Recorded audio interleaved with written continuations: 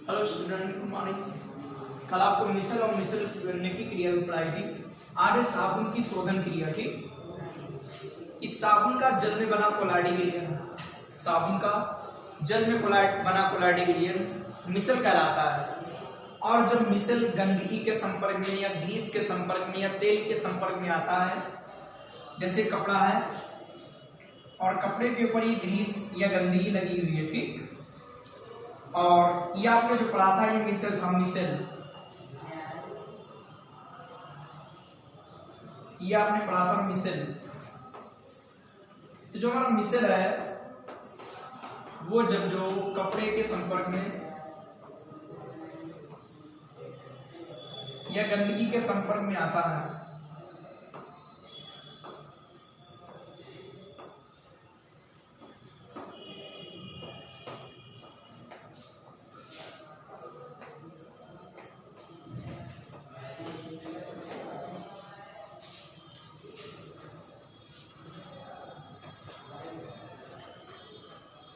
कपड़ा, कपड़े के ऊपर गंदगी लगी है और ये आपका मिसल है। तो जब मिसल ये ग्रीस लगी है, ग्रीस या तेल या गंदगी, और नीचे आपका कपड़ा है, जब इसके संपर्क में मिसल आता है तो गंदगी के कण मिसल के केंद्र में समा जाते हैं। ठीक, ये जो गंदगी के कण है ये मिसल के केंद्र में समा जाते हैं।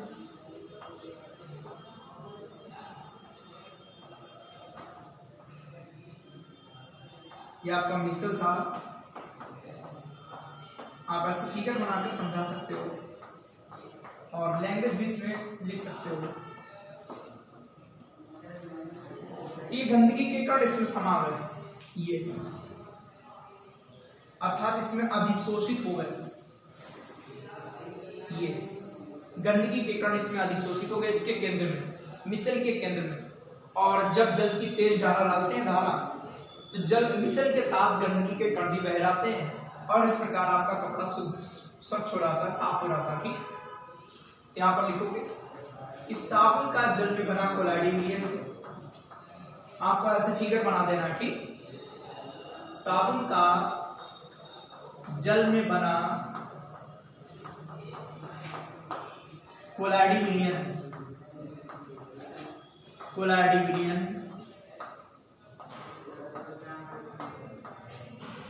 मिसल कहलाता है।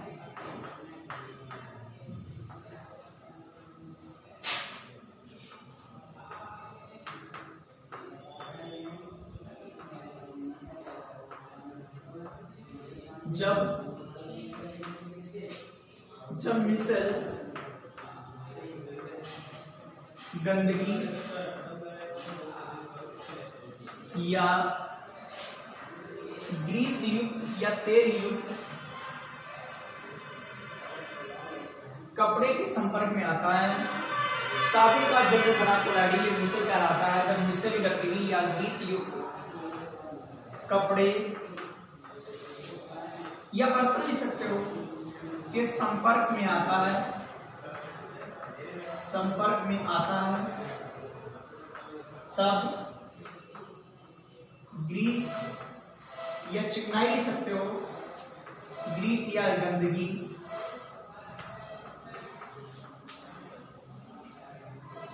मिसल के केंद्र में, मिसल के केंद्र में अधिशोषित हो जाती है, अधिशोषित हो जाती है।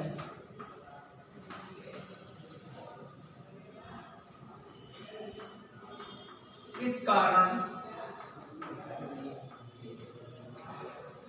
ग्रीस या गंदगी की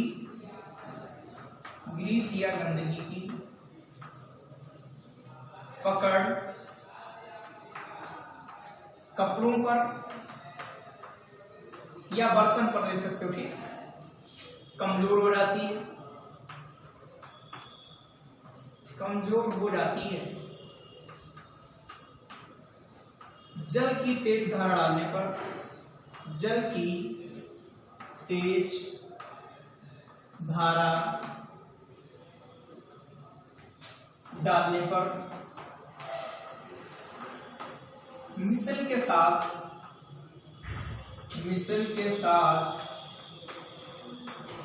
गंदगी व चिकनाई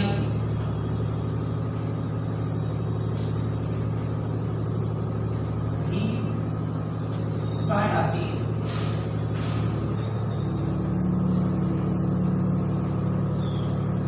और इस प्रकार साबुन की शोधन क्रिया या अपमार्जन क्रिया स्पष्ट हो जाती है। ठीक, बात आपको क्लियर हुई नहीं? ठीक है, गंदगी या चिकनाई या लिख सकते हो आप ग्रीस, जो भी लिखना चाहो। ठीक, गंदगी या ग्रीस भी बह जाती है और इस प्रकार साबुन की स्वच्छीकारक क्रिया स्पष्ट होती है। लास्ट में फिगर बना देंगे आप। ठीक, चौथा प्रकार आप लोग पढ़ने जा रहे हैं। लॉ में 3 टाइप पढ़े थे, या आपकी एनसीईआरटी के सिलेबस में 2 टाइप पढ़ाने जा रहे हैं वर्गीकरण में, या आपके एक्स्ट्रा है लेकिन बहुत काम आएंगे। ठीक, इसलिए दोनों टाइप बच्चे में पढ़ा रहे हैं। परिक्षेपण माध्यम की प्रकृति के आधार पर, तो इसके आधार पर कोलैडी नियमों को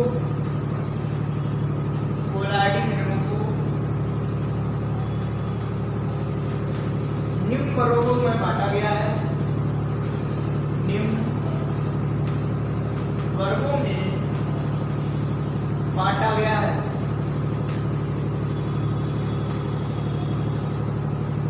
नंबर 1 आपका है एल्कोसाल। एल्कोसाल क्या होता है? जब कोलैडी विलयन में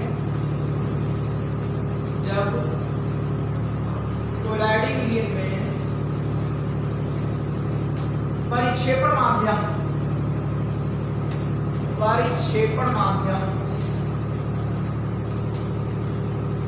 एल्कोहल हो। ठीक, एल्कोसाल लिखा ना, एल्कोहल हो, इसमें परिक्षेपण अवस्था होती, परिक्षेपण माध्यम होता है। जब कोलैडी विलयन में परिक्षेपण माध्यम एल्कोहल हो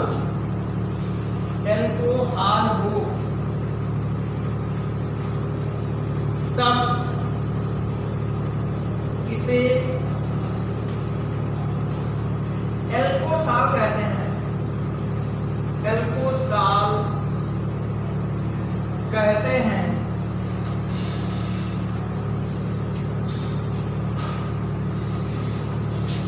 सेकंड नंबर आपका है एरोसाल। आपने एरोसाल 2 पढ़े होंगे, ठोस एरोसाल और द्रव एरोसाल। ठीक, ध्यान लिखेंगे। जब कोलैडी विलयन में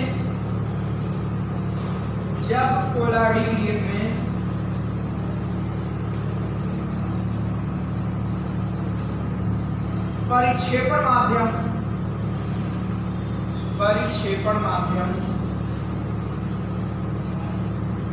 जब कोलैडी विलयन में परिक्षेपण माध्यम वायु या गैस हो, तब इसे एरोसाल कहते हैं। एरोसाल कहते हैं। ठीक, एरोसाल में आपका परिक्षेपण माध्यम क्या? वायु या गैस। आपने पढ़ा होगा ठोस एरोसाल और द्रव एरोसाल। ठीक, ठोस एरोसाल पढ़ा होगा, द्रव एरोसाल उसमें परिक्षिप्त अवस्था ठोस होती थी, परिक्षेपण माध्यम आपका वायु या गैस। द्रव एरोसाल में आपका परिक्षिप्त अवस्था द्रव होती थी और आपका परिक्षेपण माध्यम वायु या गैस। अगला आपका है हाइड्रोसाल।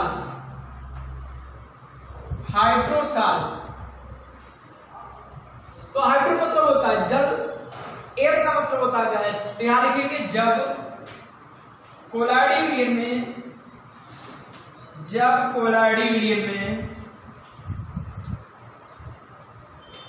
परिक्षेपण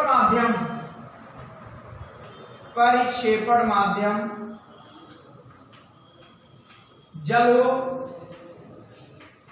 जल हो तब इसे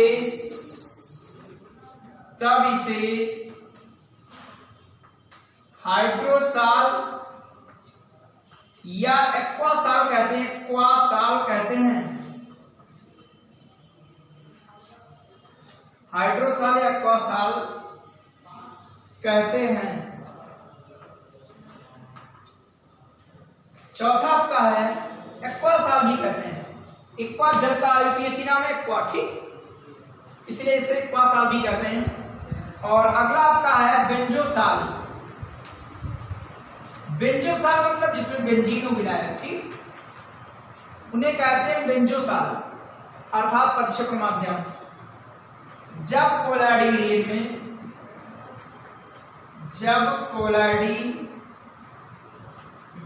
में परिक्षेपण माध्यम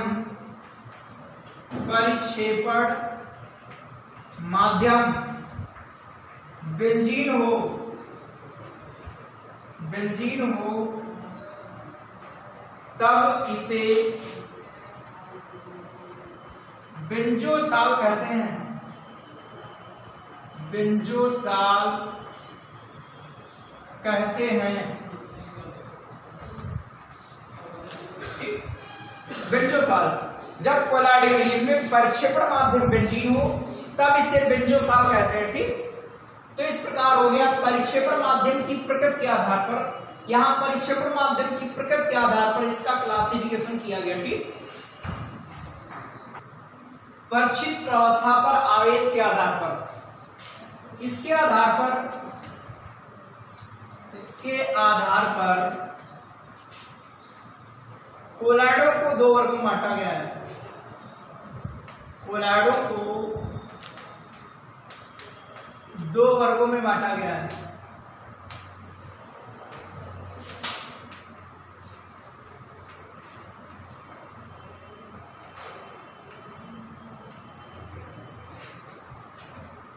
नंबर एक धनात्मक कोलाइड,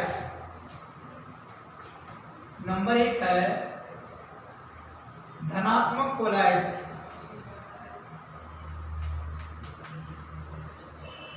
कि वे कोलाडी विलयन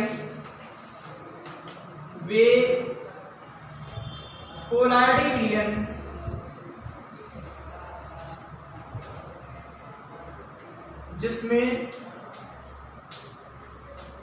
परिक्षिप्त प्रावस्था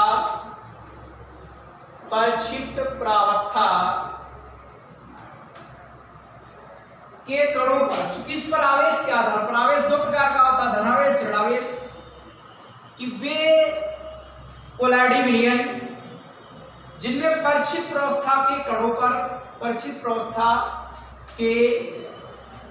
पर धनावेश होता है, धनावेश होता है, धनात्मक कोलाइड कहलाते हैं।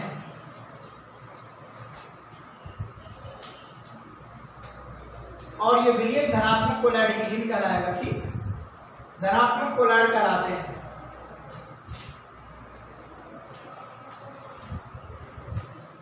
ठीक है, जैसे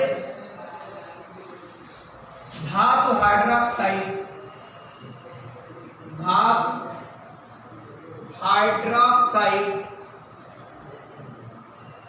उसमें क्या है, aluminium hydroxide, ferric hydroxide, chromium hydroxide, ये सभी इसमें भी आदि।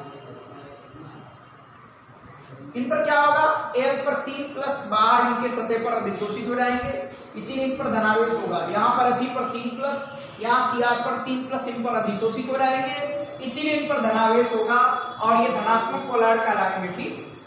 और इनका विलयन धनात्मक कोलाइड विलयन कहलाएगा। बी नंबर आपका ऋणात्मक कोलाइड, ऋणात्मक कोलाइड, इसमें क्या होगा कि वे कोलाडी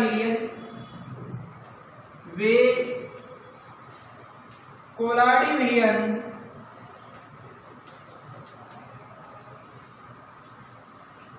जिसमें परक्षिप्त प्रावस्था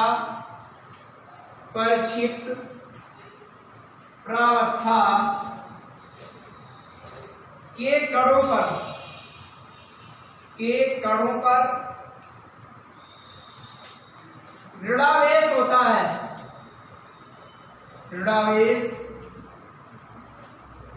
है, वे कोलाडी विलयन जिनमें परक्षिप्त प्रावस्था के कणों पर ऋणावेश होता है ऋणात्मक कोलाड कहलाते हैं।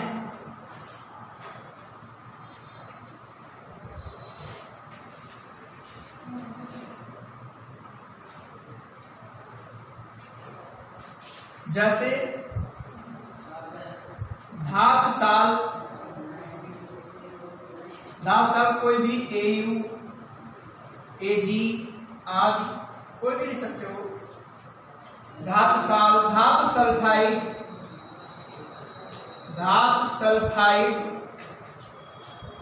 साल, इसमें आएगा आर्सेनियम सल्फाइड, ठीक है। एंटीमनी का सल्फाइड आदि, ये आपके ऋणात्मक कोलाडी विलयन है। धातुओं के साल, धातु सल्फाइड, ये सब आपके ऋणात्मक कोलाड हैं कि वे कोलाडी विलयन जिनमें परक्षिप्त प्रावस्था के कणों पर ऋणावेश होता है ऋणात्मक कोलाड कहलाते हैं, ठीक। और इनका विलयन ऋणात्मक कोलाडी विलयन कहलाता है। जैसे धातुओं के साथ, धातु सल्फाइड के साथ, धातु क्लोराइडों के साथ, ये सब आपके ऋणात्मक हैं। जैसे आर्सेनिक सल्फाइड है ये, तो इस पर क्या होगा, इन पर जो है सल्फाइड के कण अधिशोषित हो जाएंगे, इसीलिए ऋणात्मक कोलाडी विलयन कहलाएगा। आगे बनाने विधियां पढ़ेंगे, वहां जानेंगे आप लोग, ठीक, कि कैसे धनावेश आया, इन पर कैसे ऋणावेश आया, सॉरी इन पर कैसे धनावेश आया और इन पर कैसे ऋणावेश आएगा, जानेंगे वहां पर आप लोग, ठीक। तो इस प्रकार कोलाडी विलयनों का क्लासिफिकेशन आपका खत्म हो गया, ठीक।